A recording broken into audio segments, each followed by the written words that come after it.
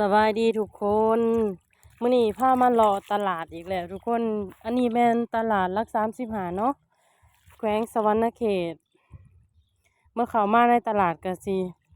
ประมาณนี้ทุกคนก็สิมีเครื่องขาย พวกเป็นของใส่เนาะเป็นของใส่เป็นเอียง แต่ว่าข่อยมาตอนข่อยไปหันมันเที่ยงแหละทุกคนเกือบบ่ายแล้วนะ เกือบบ่ายแล้วมันก็เลยพวกของสดพวกอีหยังบ่อยากค่อยมีเนาะเพราะว่า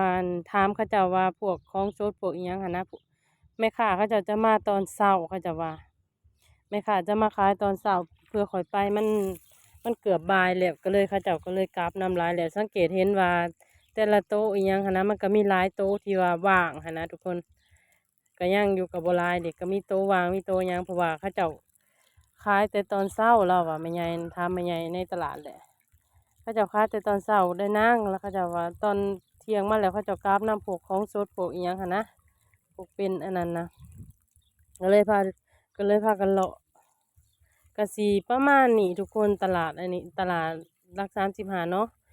ของใส่กะสีลายอยู่กะสีประมาณนี้แหละเป็นพวกของใส่เป็นพวกเครื่องแต่งหน้าพวกครีมพวกอีหยังแล้วก็เป็นพวกอาหารครัวเรือนนะทุกคนพวกน้ำหมอกน้ำมันพวกอีหยังนี่ถือว่ามีครบนะ ว่าคนแถวนี้ก็มีแต่มานี่เบิดเนาะมื้อนี้ถือโอกาสมาซื้อเบียร์ใหม่ก็เ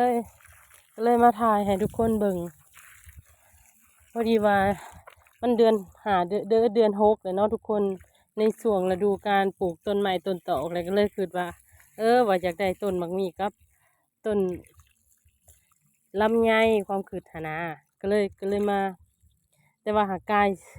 มาหอดนั่นห่านขายเบียร์ใหม่แต่ว่าหากายขึ้นมาก่อนเลยก็เลยคิดว่าเดี๋ยวไปถ่ายตลาดให้ทุกคนเบิ่งดีกว่าว่ะเพราะก็เลยมาหอดตลาดของขายก็สิประมาณนี้ทุกคนเด็กก็สิหลายอยู่ ส่วนปิ่งไก่แม่นสิอยู่ทางนอกเด้อปิ่งไก่แม่นสิอยู่ทางนอกถือว่าเต็มเลยแหละปิ่งไก่ก็ได้หมากหมอกหมากไหมอีหยังเพิ่นก็มีได้ทุกคนทุเรศทุเรียนก็มี นี่กำลังสียางไปเบิงโซนเสื้อผ้าเนาะสียางไปเบิงทั้งโซนเสื้อขายเสื้อผ้ามีทั้งคนลาวมีทั้งคนเวียดส่วนโซนขายเสื้อผ้ามันชวนร้ายสิเป็นคนเวียดเนาะตามที่สังเกตเห็นนะมีหาดลาวอยู่หาดหนึ่งทางในสุดพอหล่อมาทางนี้สิเป็นหาดเสื้อผ้าได้วันนี้ทุกคนเสื้อผ้าก็คือลายนะแล้วก็ยางมาแล้วว่ะอันนี้ในบอนหานการเสื้อผ้าละวันมีหานคนลาวหานเดียวนี่เด้อเราอะซื้อซอยแหน่เราอะก็เลยพากันเข้าไปเลือกเบิ่งแต่ว่าคอยหันโมมีตัวหมากนะทุกคนเพราะว่าเสือมันสิออกแบบทรงผู้เฒ่าหันนะแล้วก็คอยอยากได้แบบจำข้อที่ว่าแบบจำข้อเลยเห็นนะแต่ว่าหาบ่มีถ้าแม่นมีก็สิซื้อซอยลาวอยู่แต่อันนี้หาบ่มีก็พากันเลือกเบิ่งเนาะว่าสิก็เลยเลาะมาทางนี้สิเป็นห่านเวียดเด้อทุกคนทางนี้นะแม่นห่านเวียดเบิดเลยแต่ว่ากะย่างออกมาทางนี้นะแม่นเป็นห่านเวียดนะแต่ว่าเดี๋ยวส่วนหลายก็สิมีแต่ห่านเวียดเลาะออกมาทางนี้นะ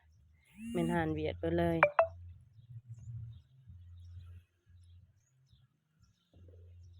ของก็อยากสั่นๆแน่เนาะก็ทุกคนก็สิเห็นบ่ชัดปานใดก็พยายามนิ่งอยู่แต่ว่า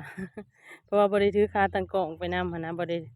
นั่นก็เลยเอามือเฮาจับเอามันก็เลยเวลาเฮาย่างมันก็เลยจะเป็นสั่นๆก็มีเครื่องใส่ไฟฟ้ามีถ้วยมีอีหยังครบสุดเด้ทุกคน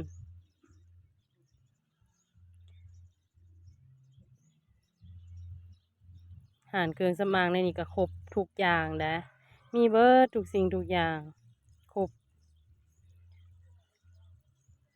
ครบทุกสิ่งทุกอย่างถ้าอยากมาเลาะก็มาเลาะได้เด้อทุกคนแต่ว่าถ้าว่าอยากซื้อแบบว่าพวกของสดพวกว่าที่อันนั้นนะต้องมาตอนเช้าเด้อทุกคนเพราะว่าเขาเจ้ามาขายตอนเช้าหั้นนะพวกอาหารบ้านเฮาหั้นนะพวกเป็นของป่าอีหยังหั้นนะตอนเช้าเขาจะมาเดี๋ยวถ่ายให้ทุกคนเบิ่ง ทางนอกนั่นสิเป็นแบบว่าห้านขายกับข้าวพวกอาหารตามสั่งพวกเฟอแล้วก็สิมีปิ้งไก่มีอันนั้น